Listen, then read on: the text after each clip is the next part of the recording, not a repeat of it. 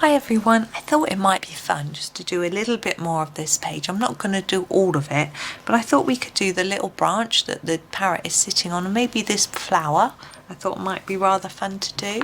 So I'm just going to zoom in a little bit to do the branch. There we go. And obviously I'm going to do it in some browns, but I'm going to use a variety of browns and show you how I get some shade on the shadows on the branch. I'm going to start with, not that colour, I'm going to start with a fairly dark brown, but I have got two darker shades. So just to warn you, if you're not using this brand of pencil, this is Sienna Brown, that you are going to need some darker browns. So this isn't my darkest shade. So I'm going to go over the whole branch in this. So I'm just going to try and get a fairly even coverage. I am doing a liney type action with my pencil. That's because I think that works well for the branch. I think wood tends to have a bit of a texture. It tends to be like this. So I think that's fine. It may not, it probably won't show at the end anyway. So we need to remember to go in there as well and do this bit. I'm just checking you can see the whole branch. You can. And this bit. And before I finish with this colour, I'm just going to start to mark out the darker areas. So underneath the branch, whoops, is going to be darker because it's going to be shadow down there underneath, isn't it? So this is quite a defined line of shadow, isn't it? But we can fix that. I'm just marking it out. What we need to do is to lighten it up towards the middle of the branch. Not forgetting to go in there. There'll be shadow under that plant too. So just to reduce the pressure and just bring that brown slowly up into the branch. Now I'm using my rounded motion. I find that helps me more when I'm trying to just apply a light amount of colour. Okay, and we do the same with all of the little areas of the branch. Also thinking about where we might have more shadow, like under there and here, for example. We can fit with that more later. I just need to hold that down. Adding more colour up. Okay, and what I also do is just put a little bit on the top, but not for as far, and that I think helps to give the impression that the branch is more rounded.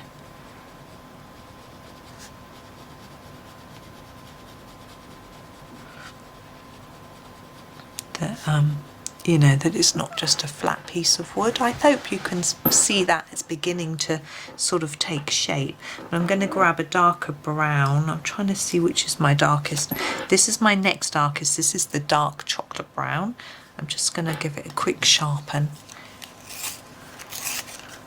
And I'm going to work right on the edge of this here.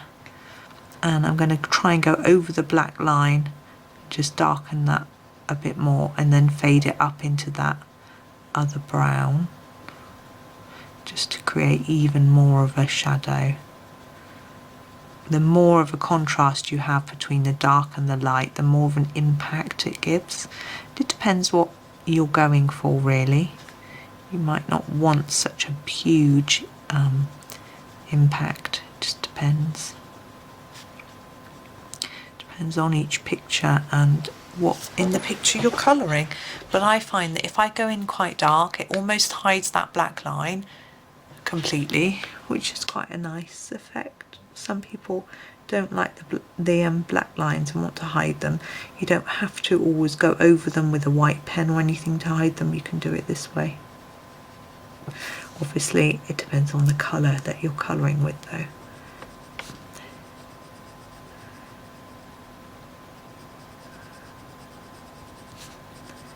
So this is just being done in the same way. With the top, I don't want to do much, so I'm going to go over the black line and actually not do anything else.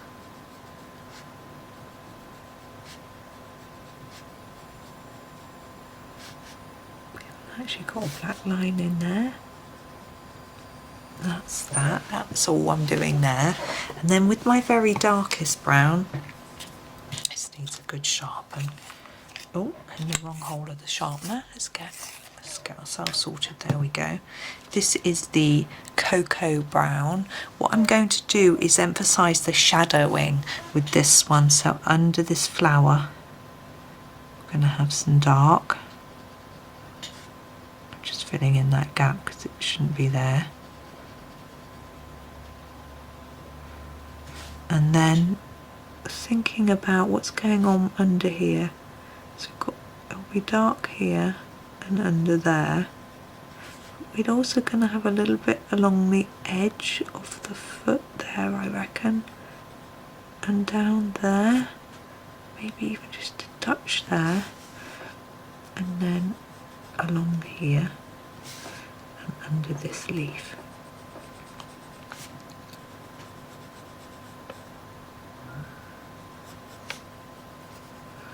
Oops. There. Now what you can do with the branch is you can make it a little darker if you want to. I think I'm going to go in with a much lighter brown with this Camel Brown and just take some colour up here just a little bit.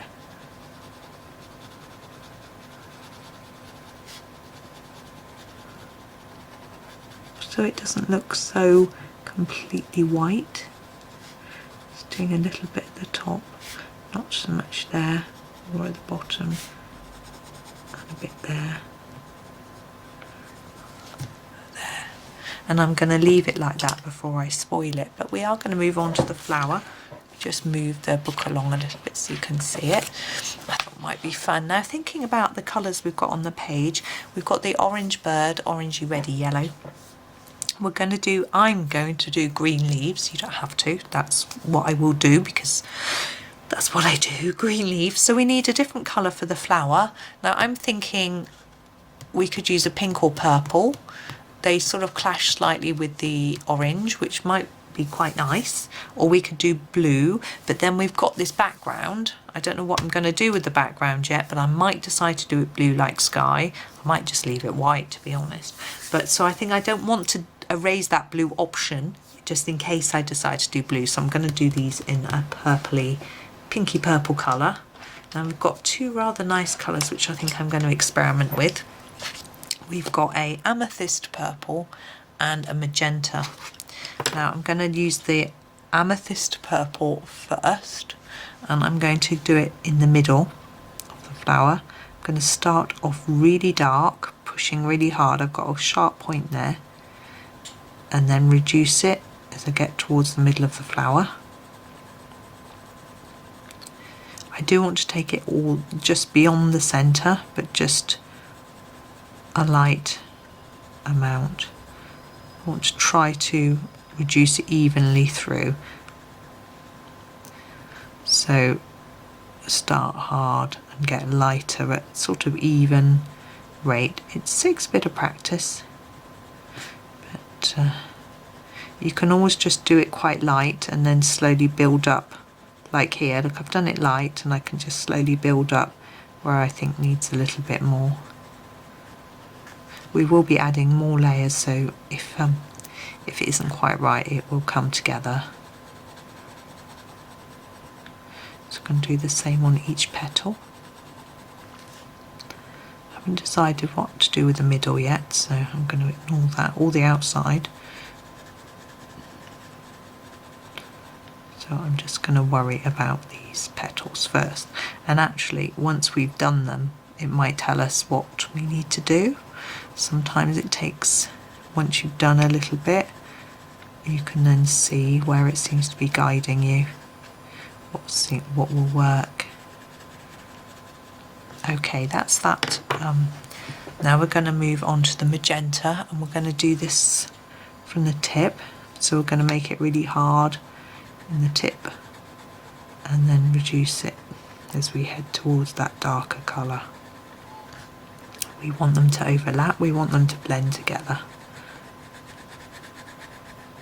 So you can take it down quite far, but as we did with the other one, reduce your pressure as you go towards the centre.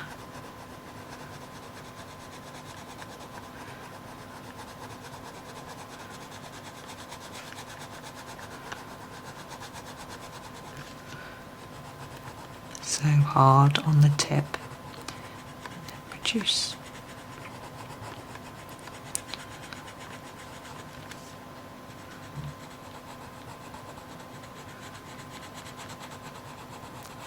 Hard on the tip and reduce. My poor husband usually phones me quite a lot when he's at work because he gets a bit stressed. He likes to hear my voice to calm him down, and he knows that I'm making lots of videos at the moment, so he knows that he mustn't ring me because it will ring on the video and it will make people jump.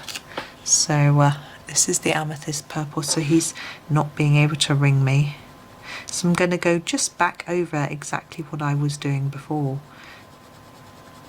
So I'm not using a really heavy pressure at the minute, but I'm just overlapping the purple with the pink about, I don't know how easy it is for you to see. Zoom in a little bit. There we go. To about 3/4 of the way down the petal.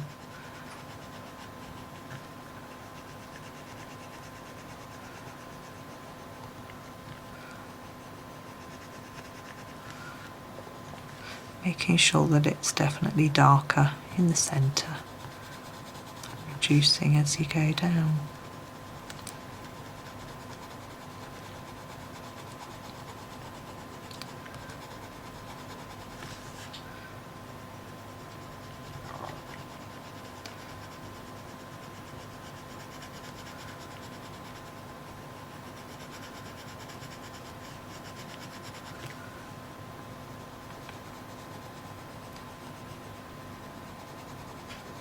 Sorry, I'm not talking, my thoughts are off away somewhere, which they shouldn't be. The idea of colouring is to try and focus. So the magenta now, back to this one. I'm trying to find the word on the pencil for you, and hopefully they should bring it all together and be our final layer. So I'm going to press a bit harder. You can keep layering up until you're happy with the blend and the colour, the shades and the intensity, but I think this is going to work for me. Now I will do, there are another flower here and out of camera shot. I will do them all the same. I think it will work better if they all look the same anyway, so I think it'll be nice. You don't have to do them the same, of course.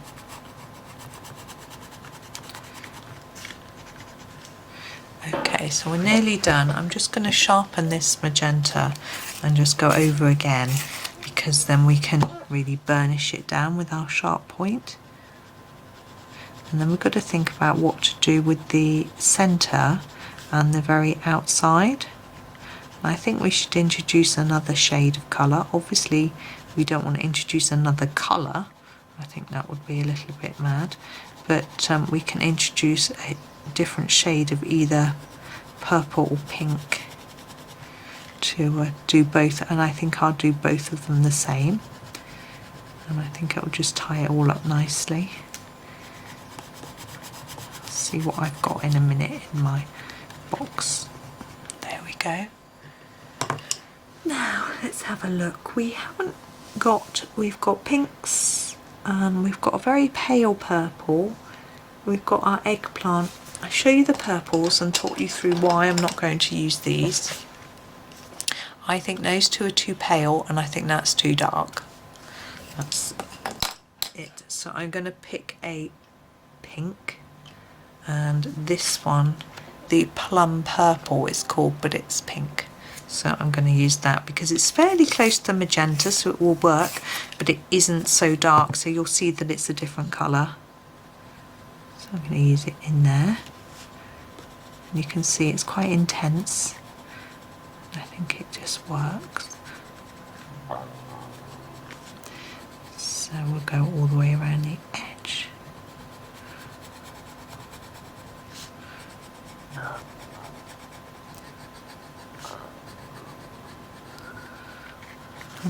be nearly done. I'm not going to do the leaves today in this video. In fact, I'm not going to do any more of this page in videos. I shall leave you to do the leaves. Do you like my joke? It's fantastic. I would do them in a slightly bluey green tone.